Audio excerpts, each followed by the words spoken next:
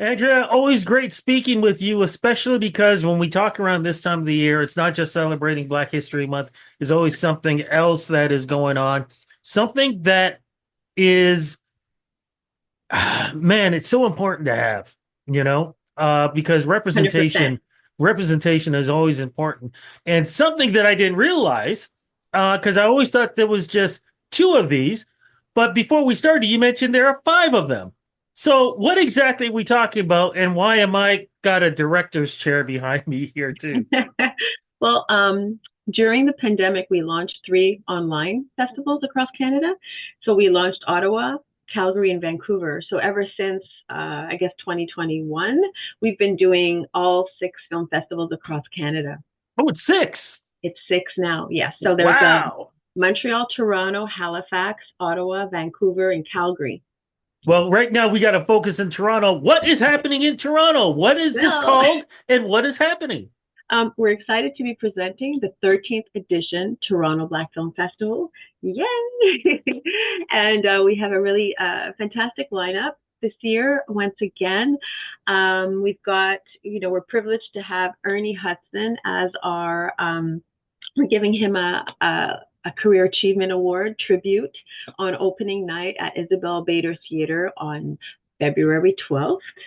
And we've got, a really, really powerful and strong opening night film called Fight Like a Girl with Katama. Sorry, with Ama Katama.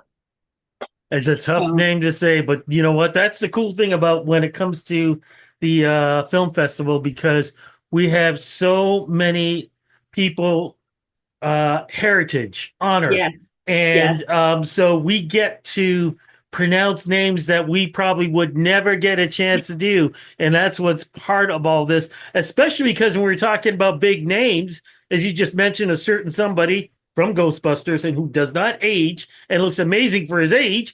Oh my Uh, God, yes, yes. Also, our founder of this, who has a beautiful name. And can you talk about how she and why she started this? Sure. So our founder and creator of all these wonderful festivals is Fabienne Collat.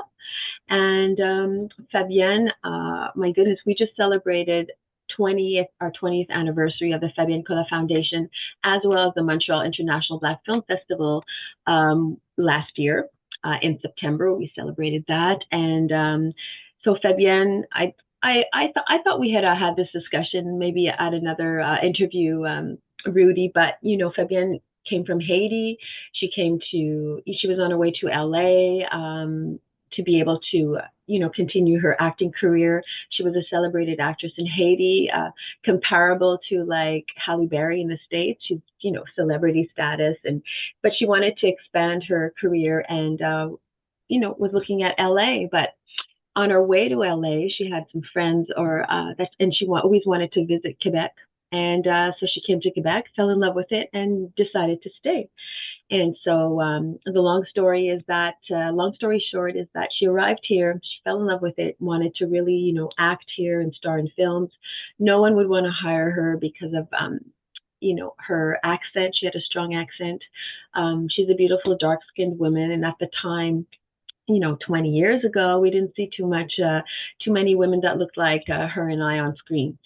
And so she really wanted to bring, those Haitian films that she starred in to the festivals here in Montreal to be able to show people, her talent and the caliber of production and film and so people could see her in action and still they wouldn't play the films. So she decided, you know what, I'm going to start the Haitian film festival, and she did, and started with one film, and then it was two films, and 5 years after that, it morphed into the Montreal International Black Film Festival, and then all those other five Black Film Festivals just followed.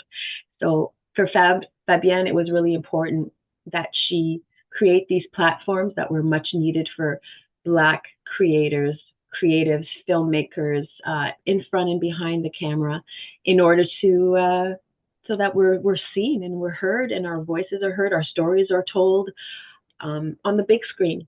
So all our festivals provide people with quality content, our stories that you wouldn't necessarily see on other screens. Now, just so you know, yes, we've had this conversation before. In fact, every interview we have this conversation. But I think it's so important for people to be reminded the importance of what she did, why she did it, and Mhm. how it's grown over the years. So let's break it down for Toronto. How's this all going to work? You kind of already mentioned about the opening, but for the rest of it, how many films do we have? Where are they from? And how is it broken up? Adults, kids, all that other stuff. Well, all the information you can find on torontoblackfilm.com. Mhm. The film selections, all our special events.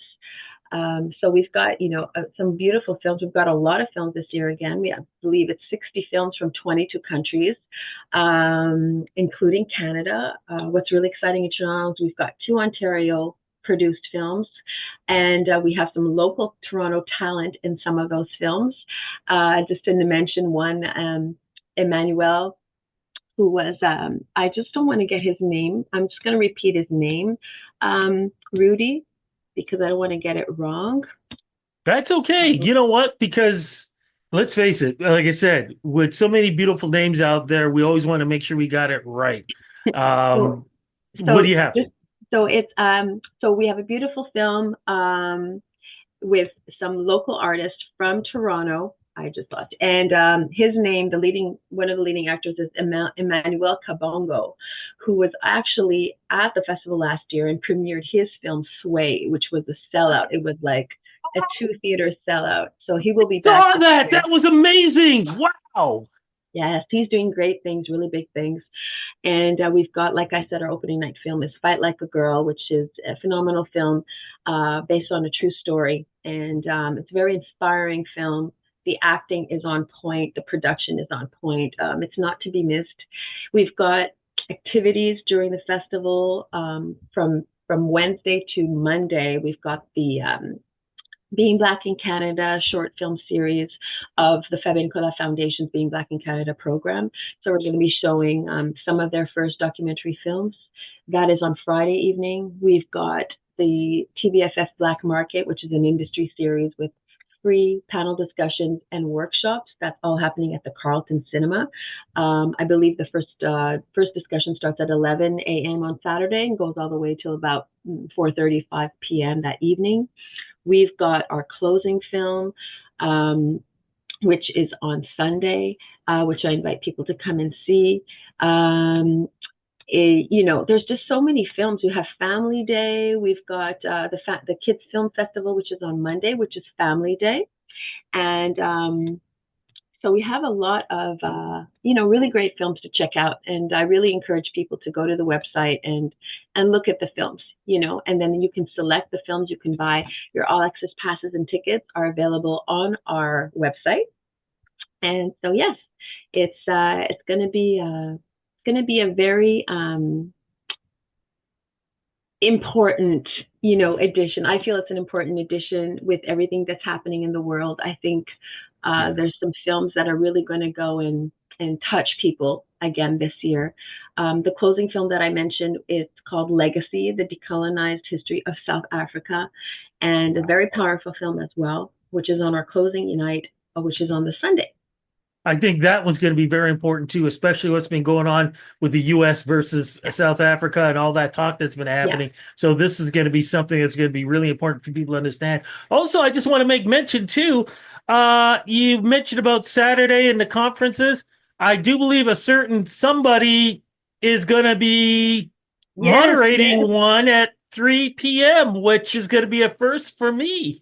Yes, yes, yes. So why don't you just tell everybody, Rudy, which one that one is? No, I'm not going to do that because I want them to show up at 3 o'clock to see it. And of course, they can always go online to figure out not just mine, which is going to be amazing. It has a lot to do with entertainment and cinema. I'm going to give you that hint.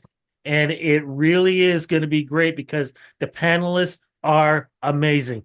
I'm giving the tease. You got to show up to find out exactly what it is.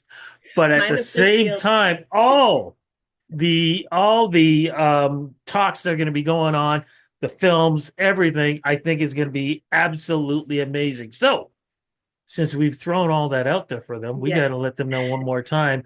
sure. How do we get tickets? How do we get information? Where do we go? What do we do? So go straight to our website, torontoblackfilm.com. Click on the tickets and passes tab. That will enable you to buy your all access in person passes at 149 plus tax plus fees, or the online pass for those of you who live a little bit outside of the GTA. You're also able to see the festival online, and our tickets are range between $12 to $25. So, Wow. it's very affordable. In coming to the festival, you're not just supporting, you're supporting artists. You're not just supporting like an event. You're supporting artists, Black artists. You're supporting a movement. You're supporting an important initiative. So just buying a few tickets really goes a long way in supporting us and helping us to keep doing what we're doing. Absolutely. Look, as we wrap this up, I'm just curious because this is year 13 for Yes, Toronto. yes. Next year is going to be the 14th year. And then they usually 15. go by 10, 15. Any ideas on what the 15th anniversary is going to be like? Not yet, not yet. That's going to be a big surprise, a big surprise. Just a little insight for Montreal was our 20th anniversary in Yeah. September. Well, Spike Lee came out Wow. and celebrated that with us, and he was our guest of honor for that edition. So, Toronto being what it is, and how much love we get from the Toronto public, I think that it's going to be a pretty great a great 15th edition. As we wait to see if Spike shows up at 15, we got a Ghostbuster who's going to be hanging out with us too. And like we said, does not age, is in the best shape anybody could ever be. I got to say, thank you so much for doing this interview with me. Looking forward to all this. Looking Yes, forward to my, as I said, panel I Saturday, can't 3 wait. That's p.m. awesome. I'm gonna Uh, see you live on Saturday. I'll be there. I'll I be there. cannot wait for this too, and it's gonna be so much fun and interesting. I hope people come out, say hello, take pictures, everything else too. Sure. And don't forget, go to social media, send it out, let people know more about Hmm. what's going on and how Hmm. much you're enjoying it too. Cannot wait. Thank you so much for the interview. Thank you, Rudy. Have a great day.